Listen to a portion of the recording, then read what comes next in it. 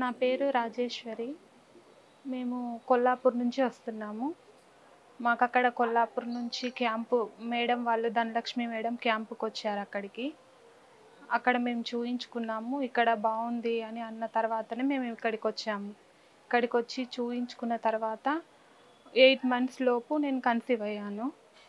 ఇప్పుడు 6 మంత్స్ నాకు. ఇక్కడ అందరూ కూడా డాక్టర్స్ అందరూ చాలా బాగా చూస్తున్నారు. ధనలక్ష్మి మేడం, రచన మేడం అందరూ చాలా బాగా చూశారు. సుజాత మేడం, ఐశ్వర్య మేడం కూడా స్టాఫ్ అందరూ చాలా బాగా చూశారు. ఇక్కడికి చాలా నాలాంటి వాళ్ళు ఎంతోమంది బాధపడే వాళ్ళందరూ ఇక్కడికి వస్తే చాలా బాగా చూయించుకొని వాళ్ళు కూడా సంతోషపడొచ్చని నేను అనుకుంటున్నాను. నేను ఇక్కడికి వచ్చిన తర్వాత నాకు నార్మల్గా కాలేదు, ఐవీఎఫ్ ట్రీట్మెంట్ తీసుకున్నాను. దానివల్లనే నేను కన్సీవ్ అయ్యాను. Thanks to Eva IVF. 13 సంవత్సరాల నుంచి ఎదురు చూస్తున్నాం, నమ్మకాన్ని కోల్పోయినాం.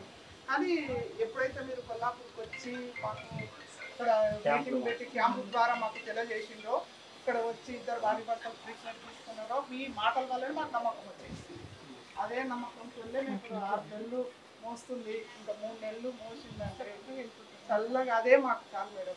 మాకు ఆస్తులు వద్దు, అంతస్తులు వద్దు. నా ఉన్న ఒక కూతురికి పిల్లలు ఉండాలంటే చాలు నాకు.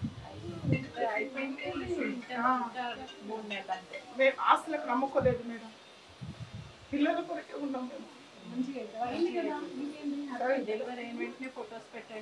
సరే మేడం, మిమ్మల్ని ఎప్పుడు మర్చిపోండి మేడం.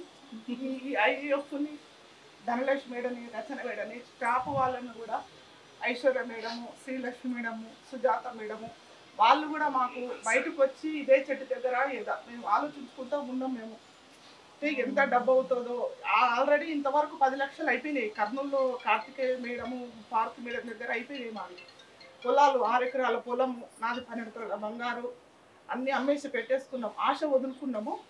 లాస్ట్కు మీరు కొల్లాపూరు వచ్చినప్పుడు మా కూతురు, మా అల్లుడు మా పట్టుదలతోనే వచ్చినాము. మా పట్టుదలకు మీరు నీరు పోసిండ్రు.